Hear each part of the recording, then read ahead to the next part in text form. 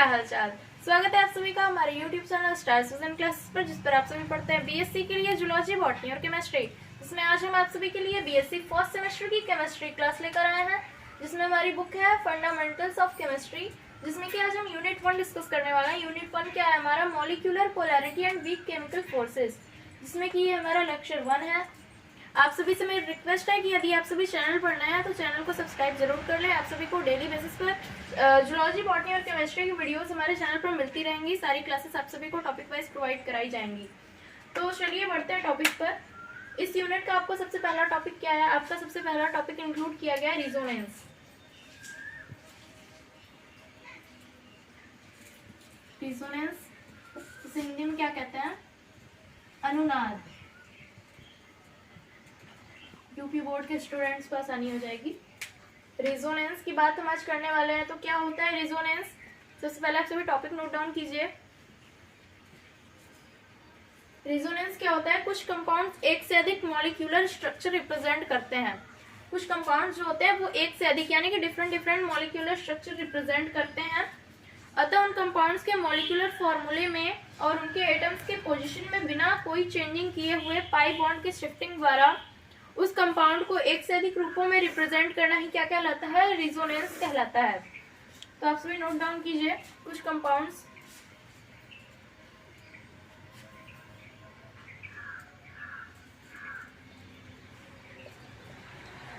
एक से अधिक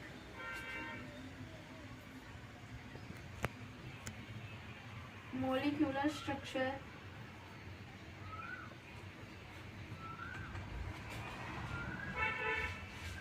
रिप्रेजेंट करते हैं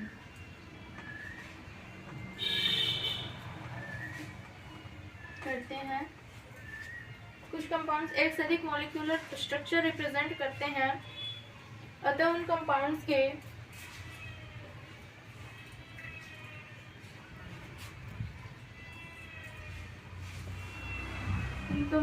के मॉलिक्यूलर स्ट्रक्चर, मॉलिक्यूलर फॉर्मूले, उन कंपाउंड्स के मॉलिक्यूलर फॉर्मूले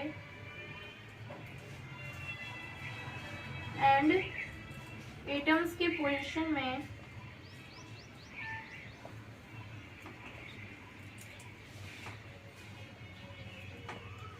में बिना कोई चेंजिंग किए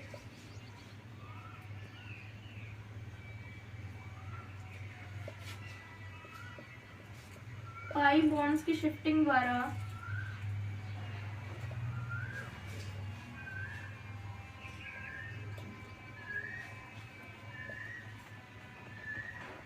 एक से अधिक फॉर्म्स में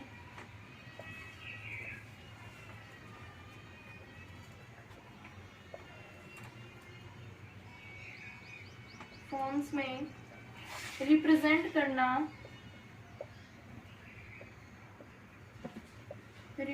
करना क्या कहलाता है? रिजोनेंस कहलाता है।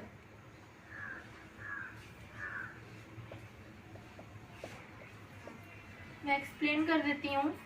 कुछ कंपाउंड्स जो कि एक से अधिक मॉलिक्यूलर स्ट्रक्चर रिप्रेजेंट करते हैं, उन कंपाउंड्स के मॉलिक्यूलर फॉर्मूले एंड एटम्स की पोजीशन यानी कि उनके मॉलिक्यूलर फॉर्मूले और एटम्स की पोजीशन में बिना कोई चेंजिंग किए, उनके एटम्स की पोजीशन में हम कोई चेंजिंग नहीं करेंगे, उनके मॉलिक्यूलर फॉर्मूले में कोई चेंजिंग नहीं होगी, सिर्फ पाई बॉन्ड्स की शिफ्टिंग द्वारा ही उन्हें एक से अधिक रूपों में, एक से अधिक फॉर्म्स में रिप्रेजेंट करना क्या कहलाता है? रिजोनेंस कहलाता है। क्या कहलाता है? रिजोनेंस कहलाता है। जैसे कि हम बेंजीन का एग्जांपल ले लेते हैं। बेंजीन C6H6,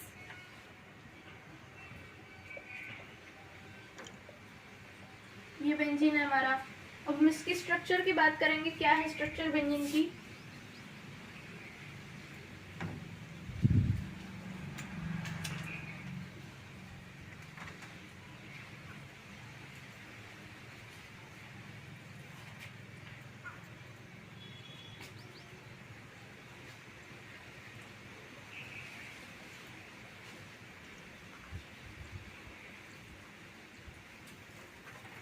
ये हो गया।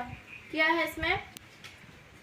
ये दोनों जो है बेंजीन की रेजोनेटिंग स्ट्रक्चर है और ये क्या है? ये हाइब्रिड स्ट्रक्चर है बेंजीन की। यानी कि इसमें पाई बॉन्ड्स की शिफ्टिंग हुई है, सिर्फ इसमें पाई बॉन्ड यहाँ पर पाई बॉन्ड प्रेजेंट है, इसमें यहाँ पर फर्स्ट वाला पाई बॉन्ड यहाँ पर प्रेजेंट है। तो पाई बॉन्ड्स की सिर्फ शिफ्टिंग हुई है और इनके मॉलिक्यूलर स्ट्रक्चर जो है वो चेंज हो गया है। तो क्या हुआ है इसमें, पाई बॉन्ड्स की शिफ्टिंग द्वारा मॉलिक्यूलर स्ट्रक्चर को चेंज किया गया है उनके। तो ये हो गया रिजोनेंस और ये हो गया हाइब्रिड स्ट्रक्चर, यानी कि ये दोनों क्या हो गई, रिजोनेटिंग स्ट्रक्चर बेंजीन की,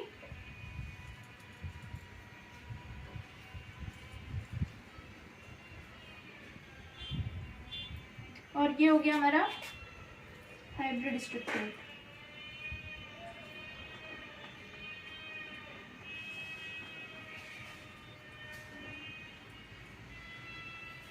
नोट डाउन कर लीजिए।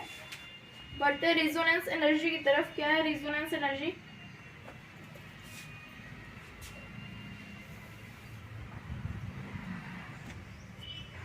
क्या होती है रेजोनेंस एनर्जी?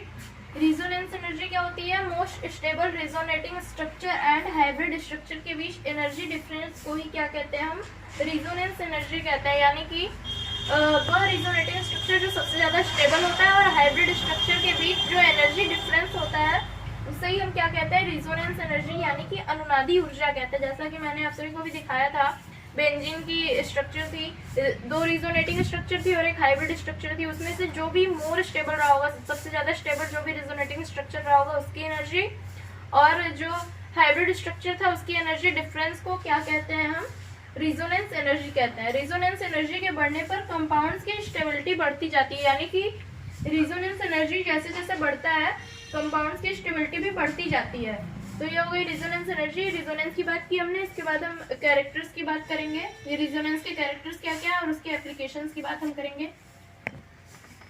कैरेक्टर्स क्या क्या है रेजोनेंस के? फर्स्ट है रेजोनेटिंग स्ट्रक्चर रियल स्ट्रक्चर नहीं होती, किसकी, मॉलिक्यूल्स की। जो मॉलिक्यूल्स की रेजोनेटिंग स्ट्रक्चर होती है वो उसकी रियल स्ट्रक्चर नहीं होती। रियल स्ट्रक्चर कौन सी होती है? जो हाइब्रिड स्ट्रक्चर होती है वो मॉलिक्यूल्स की रियल स्ट्रक्चर होती है। सेकंड क्या है, रिजोनेटिंग स्ट्रक्चर इंटर कन्वर्टेबल होता है, यानी कि जो रिजोनेटिंग स्ट्रक्चर होते हैं वो एक दूसरे से कन्वर्ट किए जा सकते हैं, एक दूसरे में इंटर कन्वर्टेबल होते हैं। थर्ड क्या है, पाई बॉन्ड के डिलोकलाइजेशन द्वारा प्रोड्यूस होते हैं। क्या, रेजोनेंस स्ट्रक्चर। जो रेजोनेंस स्ट्रक्चर होते हैं वो पाई बॉन्ड के डिलोकलाइजेशन यानी कि स्थानांतरण द्वारा उत्पन्न होते हैं। फोर्थ क्या है, रेजोनेंस कंजुगेटेड कंपाउंड्स में प्रेजेंट होता है, यानी कि जो रेजोनेंस होता है वो कंजुगेटेड कंपाउंड्स में ही प्रेजेंट होता है। फिफ्थ है, रेजोनेंस स्ट्रक्चर की संख्या बढ़ने पर स्टेबिलिटी बढ़ती जाती है, यानी कि किसी मॉलिक्यूल का जितना ही अधिक रेजोनेंस स्ट्रक्चर होगा उसकी स्टेबिलिटी उतनी ही अधिक होगी। एप्लीकेशंस क्या क्या है रेजोनेंस के? फर्स्ट है कार्बोक्सिलिक एसिड के एसिडिटी डिटर्मिनेशन में, यानी कि कार्बोक्सिलिक एसिड्स जो होते हैं उनकी अम्लीयता कितनी है उसके निर्धारण में हम रेजोनेंस का यूज करते हैं। डाई के कलर डिटर्मिनेशन में, यानी कि जो डाई रंजक होते हैं उनके रंगों के निर्धारण में हम रेजोनेंस का यूज करते हैं, रेजोनेंस स्ट्रक्चर्स का यूज करते हैं। थर्ड क्या है, स्टेबिलिटी डिटर्मिनेशन में, यानी कि किसी भी मॉलिक्यूल की स्टेबिलिटी को डिटरमाइन करने में, उसका निर्धारण करने में हम रेजोनेंस का यूज करते हैं, क्योंकि जैसा कि मैंने पहले बताया रेजोनेंस स्ट्रक्चर्स की संख्या बढ़ने पर मॉलिक्यूल्स की स्टेबिलिटी बढ़ जाती है। तो ये हो गया हमारा रेजोनेंस। ये था हमारा फर्स्ट लेक्चर। मिलते हैं नेक्स्ट वीडियो में। आप सभी से मेरी रिक्वेस्ट है कि आप सभी चैनल को सब्सक्राइब कर दें, जिससे आप सभी को डेली बेसिस पर वीडियोस मिलती रहे। तो आज के लिए बस इतना ही। Please like and share my videos and subscribe my channel. Thanks.